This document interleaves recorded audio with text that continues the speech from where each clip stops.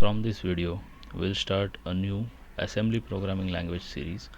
So, in this series, we'll learn about assembly language programming right from 8086 to the Pentiums and the latest 64-bit architectures. Okay, so first we'll learn about the x86 architectures, then we'll slowly move towards the x86 x64 architectures, and then if we have some time left, then we'll move towards AMD 64, and then I will continue with my operating system series parallelly along with that. So here I will start with the introductory part of the assembly language programming.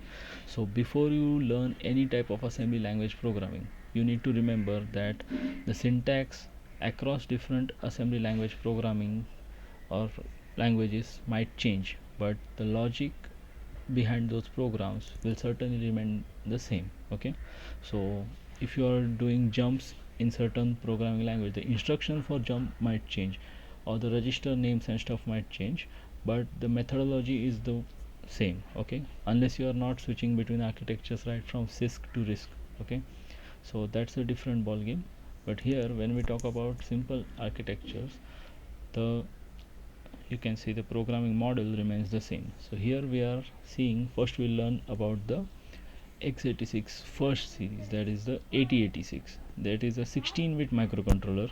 So by 16-bit microcontroller, all the general purpose registers are 16-bit. That is what I mean by 16-bit microcontroller, and these general purpose registers can be accessed in pair of 8-bit registers as well. So here not all general purpose registers can be accessed as 8-bit pairs. Okay, some of them can be addressed, some of them should be addressed only as a 16-bit. Okay, so here we have these registers, that is the AX, okay, which can be addressed as AH and AL, H meaning the higher pair and AL meaning the lower pair. Okay, so apart from that we have BX, that is BH and BL, so it is called as a base register. Then CH and CL, this is the CX register. Then there is DH and DL. Okay, so these are the four registers, major registers that you will be using. And apart from that there are pointers and index registers. There is a stack pointer, there is a base pointer, there is a destination index, and there is a source index. And here you have different types of flags. Okay, the zero flag, the carry flag, the auxiliary carry flag, the sign flag, and all these flags. Okay, so flags we will learn as we go towards those things. As of now you don't need to care about flags, okay, because we'll not be using any jump instructions or anything likewise at this point. And here you have different types of memory divisions. Okay, so this is your memory, you can say. So this is the code segment, data segment, stack segment, extra segment, and here is your instruction pointer. Okay, so these are also registers, these are mapped to the memory. Okay, so here in this microprocessor, the memory that is addressable is 1 MB. Okay, so to address that 1 MB memory, we have a 20-bit address bus, and in that 20-bit address bus you have a 16-bit multiplexed data bus. See here, so this is called as A20. Okay, and this is the number of pins that are inside the data bus, that is 16 pins. Okay, so here whatever data is being stored, the data blocks are usually 8-bit only. Okay, that is 8-bit, or you can say 1 byte blocks, 1 byte memory blocks are stored. So based on that you can fetch the data and you can save the data. Okay, so for those things also there are different types of, you can say, addressing modes. Okay, so for every addressing mode there is a way how you write the instructions. Okay, so basically in assembly language programming the instructions are largely focused on moving data. Okay, if you are programming for a microcontroller, the instructions for moving data will be more, and if you are writing for a general purpose microprocessor, the instructions for data manipulation will be more. So these are you can say the subtle differences between a microcontroller and a microprocessor. So here, if you want to learn the addressing modes, then the addressing modes are as follows. Okay, so the first mode, that is the immediate addressing mode. Okay, so immediate addressing.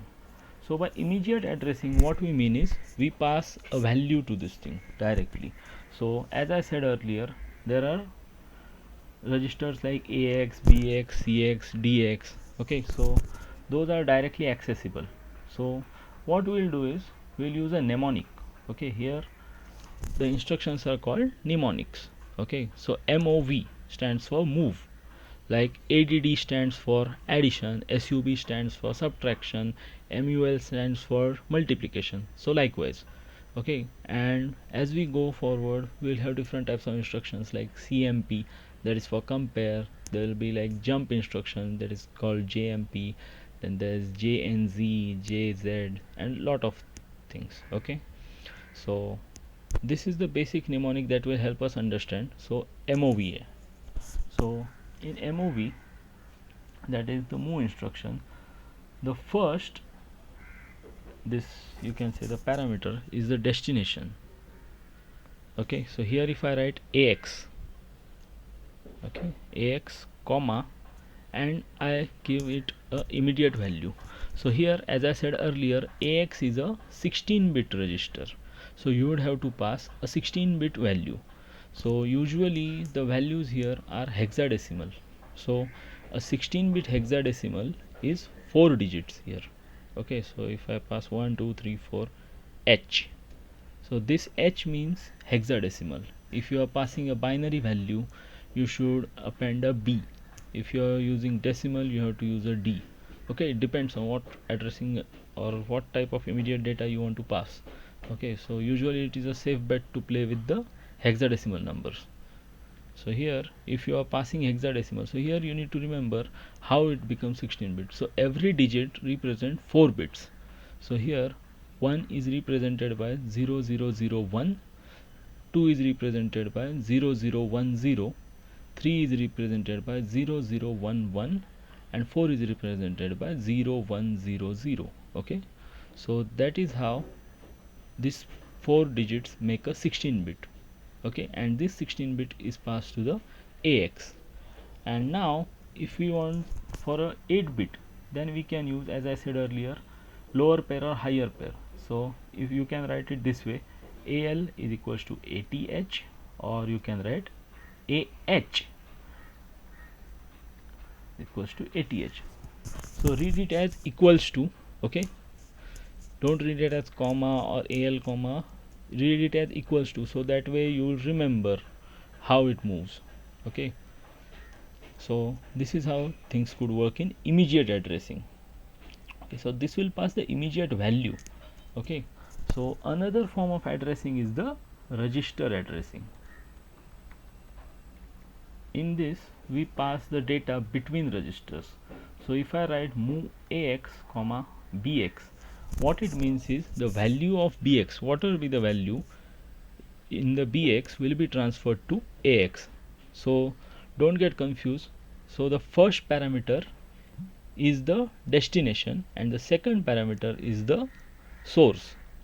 Okay, so read it kind of a mathematical expression, like you say AX equals to BX. So AX is a left hand side and BX is a right hand side. So in a mathematical equation as well, the right hand side is transferred to the left hand side. So using that logic you can remember this thing, so that you don't get confused as to which direction the data is moving. Okay, just remember that. And here also you cannot transfer data from all the registers. Remember, you can transfer between only fixed types of registers. Okay, you cannot transfer between like index registers directly and stuff. Okay, so that things also we'll discuss as to which registers are allowed to be transferred and which registers are not allowed for any direct data transfer. Okay, so usually the rule of thumb is everything can go into the accumulator. Okay, irrespective of whatever you are writing, and the instruction pointer is usually not directly accessible unless you are doing some push and pop operations. Okay, that is a you can say the advanced concept. We'll move there and then we'll see those things. Okay, then there is something called as indirect addressing. Okay, immediate addressing, register addressing, and there is something called as indirect addressing. So here what I will write is move ax comma, in square brackets I will write a location.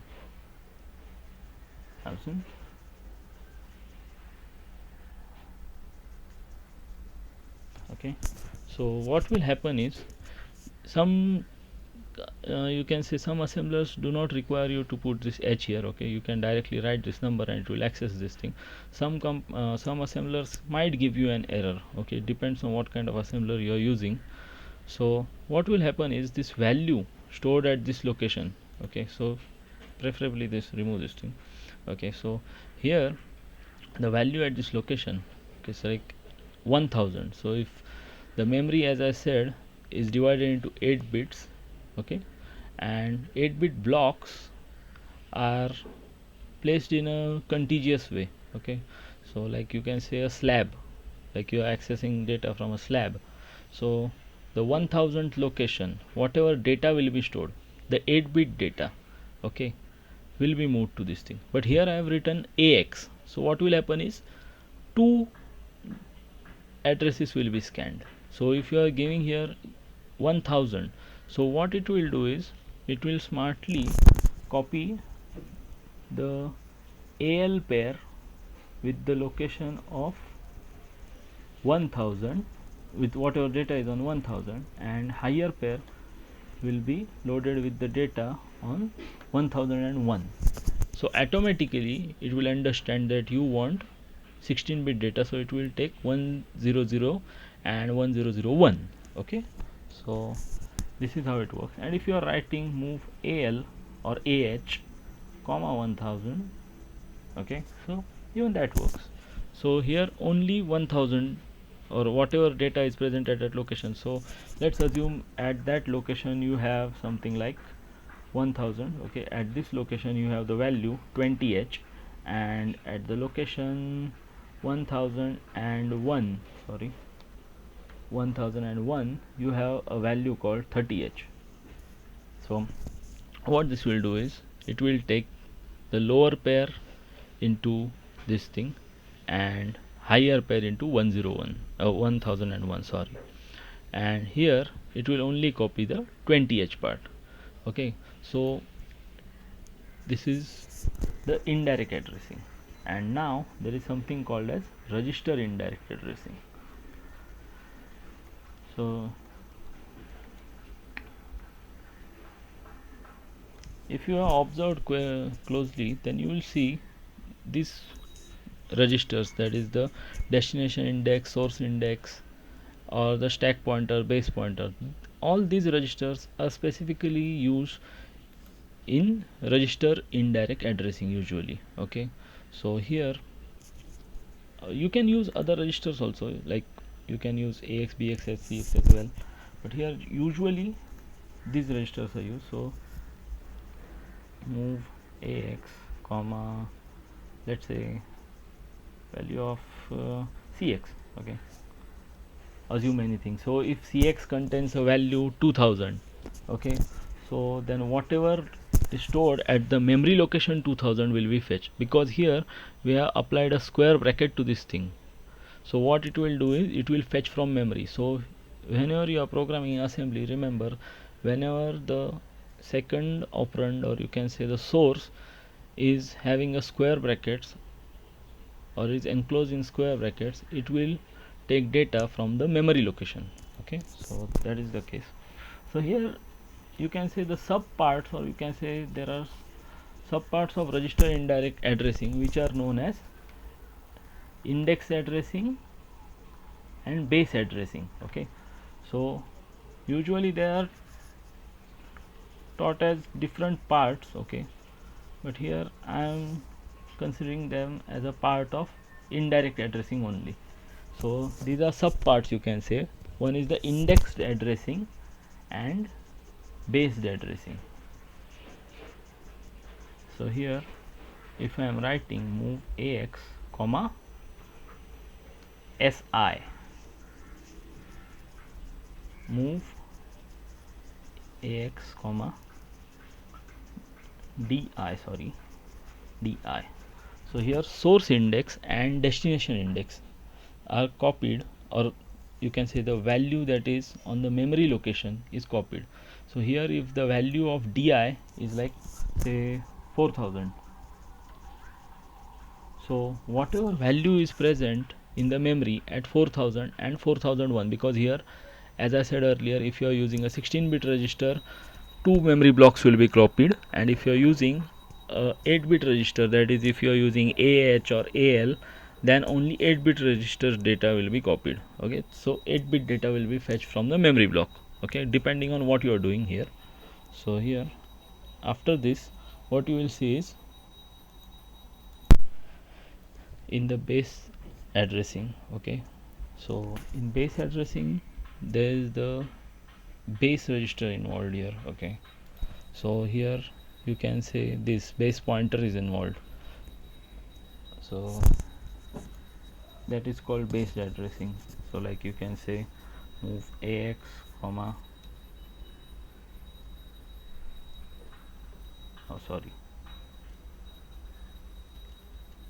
base pointer, and whatever the value of base pointer, just like index addressing, here only the registers like the base registers will be used.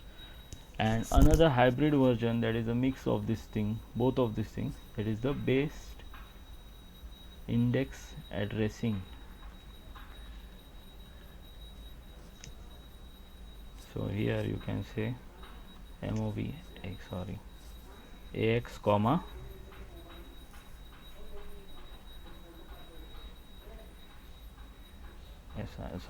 plus SI. Okay,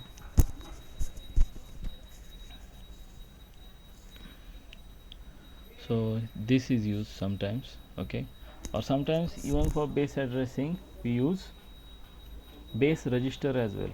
Okay, this BX thing, so that is also used at times, depends on what you are using. And another version that is present here is the base indexed with displacement. Okay, with displacement addressing. So this might be confusing for beginners. Okay, but this is not as difficult as it looks like. So here what happens is, here you write BX plus SI, source index or destination index, anything you can take, and there is a displacement, like you can say plus 3, any displacement that is a number that is used. So this is called based index with displacement addressing. So these are all the addressing modes that are available with the 8086, and these modes are also available in the x64 bits x64 architecture as well, in all types of architecture. Okay, so this knowledge is going to be useful across the microprocessors theory wherever you go. So this is it. In the next video we'll learn how to write a simple program in assembler, and we'll be using the TASM. Okay, that is the turbo assembler for that thing. So for now let's end this video here. In the next video we will see how to write a simple addition program, then how to debug those things, and then we'll see how actually data is stored in the registers and how it works. Okay, thank you.